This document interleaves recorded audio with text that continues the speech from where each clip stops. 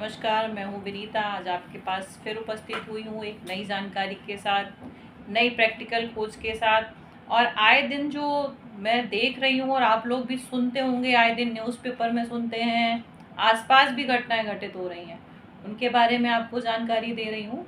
और आपसे मेरी बस यही रिक्वेस्ट है, अगर मेरी वीडियो आपको थोड़ी भी अच्छी लगती है, इससे आप अवेयर हो रहे हैं, आपको कोई नॉलेज गेन कर रहे हैं, तो प्लीज़ लाइक सब्सक्राइब ज़रूर करें, शेयर करें।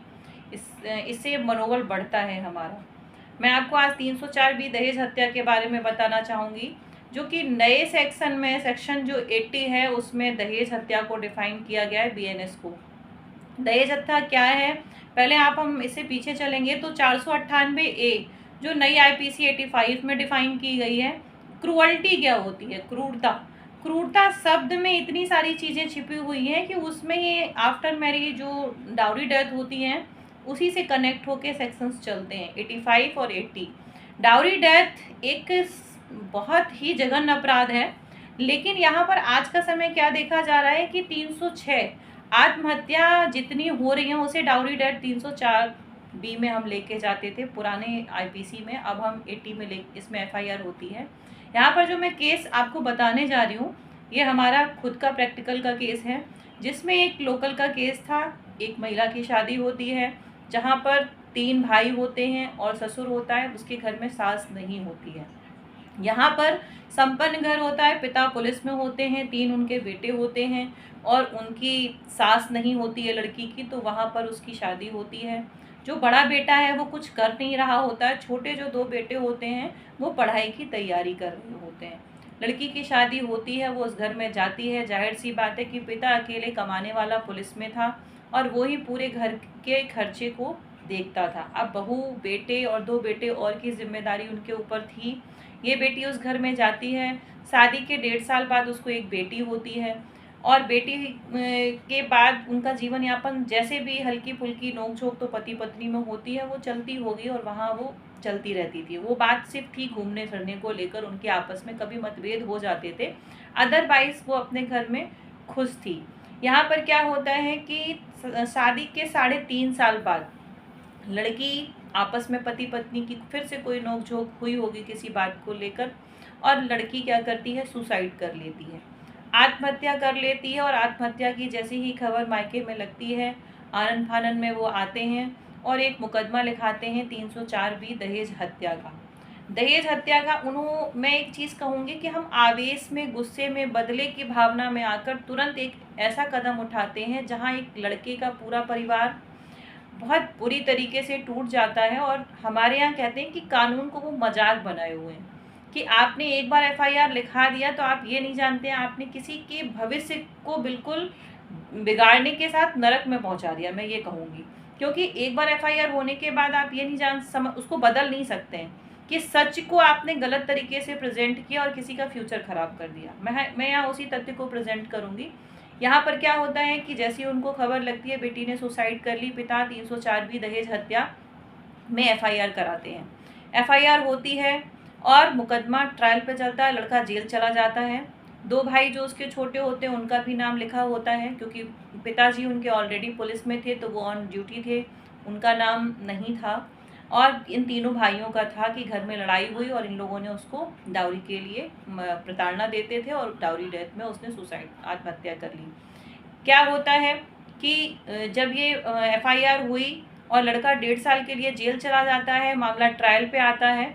ट्रायल पे जब मामला आता है तो लड़के ने एक चीज़ जो कि हम लोगों ने इन्वेस्टिगेशन का पार्ट इम्पॉर्टेंट था कि लड़के को सभी ने कहा कि तुम्हारी पत्नी ने सुसाइड कर ली, अब तुम जेल जाओगे तो तुम ऐसा करो इसको छोड़ के चले जाओ। पर उसने अपने वचन निभाए, बोला नहीं, मैं अपनी ईमानदारी से पीछे नहीं हटूंगा। इन्होंने जल्दबाजी में मुझे धोखा दिया है पर मैं इनके साथ धोखा नहीं करूंगा। वो उनको फिर भी लेके हॉस्पिटल गया और हॉस्पिटल के लास्ट मूवमेंट में उनकी डेथ हो जाती है महिला की, और वहीं घर वाले आते हैं और एफआईआर होती है, लड़का जेल चला जाता है। यहाँ पर मैं ये बताना चाह रही हूँ कि वो एक उसकी छोटी बेटी थी जिसकी परवरिश उसके ससुर और उसके रिलेटिव करते हैं, और वो तो मामला चलने ही लगता है कोर्ट में। फिर उनके जब ससुर आते हैं और हमने उस केस की एक कहते हैं ना कि बहुत बारीकी फैक्ट को निकाला। उनके ससुर ने ये चीज़ कन्फेस की कि यस, मेरी बेटी को कभी भी इन्होंने दुखी नहीं रखा है, ना कभी इन्होंने परेशान किया है। मेरी बेटी जब भी मायके से आती थी अच्छी आई थी और अच्छे से जाती थी। मेरा दामाद भी बहुत सज्जन था, परिवार भी बहुत अच्छा था। जब कभी नोक-झोंक होती थी, हाँ, मेरी बेटी को शॉर्ट टेम्पर थी, जल्दी गुस्सा आ जाता था और वो नाराज़ हो जाती थी। तो उन्होंने जब ये बात उन्होंने सूझबूझ से क्या हुआ कि उन्होंने अपना पक्ष रखा। जब न्यायालय में उन्होंने अपनी बात रखी, उनकी सूझबूझ से आज वो लड़का बाइज़्ज़त बरी हुआ।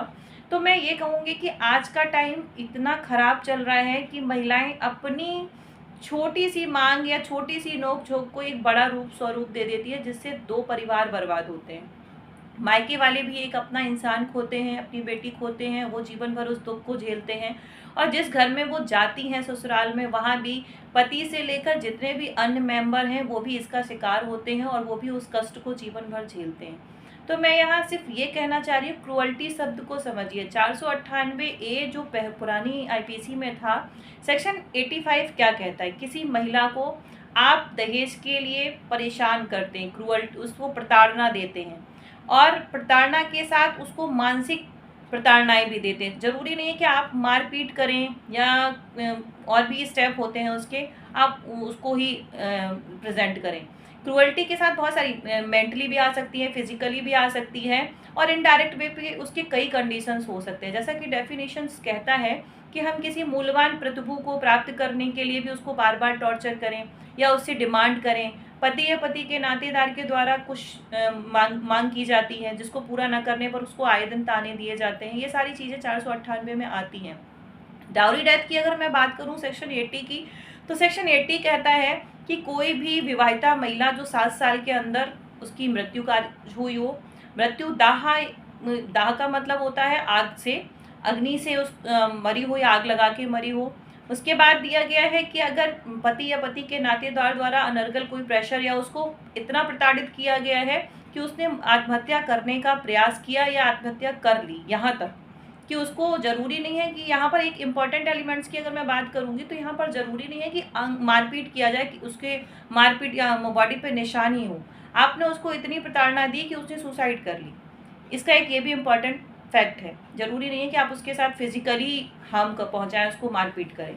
अब दूसरी चीज़ आती है कि अंग विच्छेद होने के साथ क्या आता है, मेंटली कोई व्यक्ति स्वस्थ चित्त होता है और उसको मेंटली इतना हैरेस किया जाता है, इतना उसको प्रताड़ित किया जाता है कि उसकी सोचने समझने की क्षमता खत्म हो जाती है और वो बिल्कुल म्यूट हो जाता है। एक तरीके से अगर हम कहें तो डिप्रेशन का शिकार हो जाता है, ये भी उसका पार्ट है।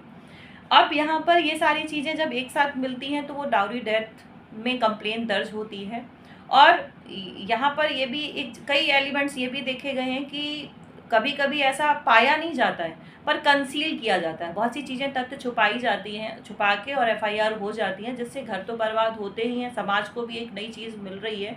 तो मेरा बस ये कहना है कि हमें अवेयर रहना है और जागरूक रहना है। किसी भी बेटी अगर सुसाइड करती है तो प्लीज़ आपसे निवेदन है कि वो 306 का जो मामला है, वो बेटी का व्यक्तिगत, उसने अपना विवेक खोया, आपा खोया, अपनी चीज़ों को नहीं प्रेज़ेंट कर पाई, तो आप किसी दूसरे के बेटे का घर या परिवार या समाज में हम एक नई चीज़ों को प्रेज़ेंट ना करें कि हर जगह लोग डाउरी की डिमांड पे आ जाते हैं और 304 बी का मुकदमा दर्ज कराते हैं और लास्ट में कई जगह ऐसा देखा गया है कि कंप्रोमाइज़ होता है, पैसे का ले दे के मामला रफ़ा-दफ़ा कर देते हैं। तो ये भी नहीं होना चाहिए। हमें अपने यहाँ एक अगर मैं बोलूँ कि जो संवैधानिक हमारी दृष्टि से अगर मैं बात करूँ, तो संविधान कानूनन एक विधान बना है कि हमें दंड पनिशमेंट मिलता है। डाउरी डेथ में 7 साल का है, अधिकतम आजीवन उसमें दिया गया है।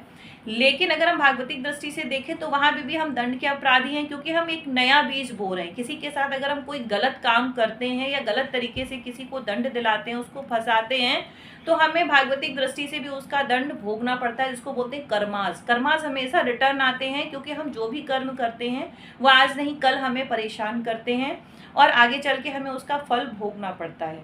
तो हमें कानून की दृष्टि से और भागवतिक दृष्टि से दोनों से ही अवेयर रह के अपने कर्मों पे काम करना है। बाकी धन्यवाद मुझे सुनने के लिए। ऐसे ही मैं वीडियोस आपको नए बताते रहूँगी, जिसमें एक सक्सेस स्टोरी, रियल स्टोरी और परमानेंट जो हमारे यहाँ एप्लीकेशन कंप्लेंट्स आती हैं, मैं उस पर डिस्कस करती हूँ। Thank you for watching. धन्यवाद। नमस्कार। बंद करो।